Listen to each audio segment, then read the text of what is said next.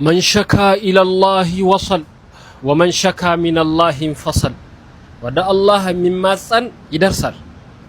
በተቃራኒው ደግሞ ይረክሳል ነብዩ ያዕቁብ አለይሂ ሰላም እንዲህ ይላሉ ለዩሱፍ ብሎ ለብዙ አመታት ያለቅሱ ነበር ምንድነው አባታችን ወይ ልጆቹ ቤተሰቡ በአካባቢ ያሉት ይወቅሱት ነበር ምንድነው መተከዘየን ሁሉ አመት አንድ ለጠፋ ልጅ እንደዚህ ማዘን ምን የሚሉት ነው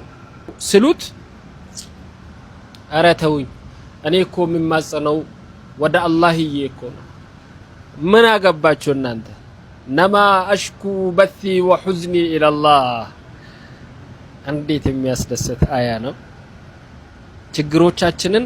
ለሚወዱን ሰዎች ስንናገር ችግርን ማባዛት ነው የሚሆነብን የሚወዱን ሰዎች ያዙንብናል የሚጠሉን ሰዎች እንደሆነ ደግሞ እንረክሳለን የባሰ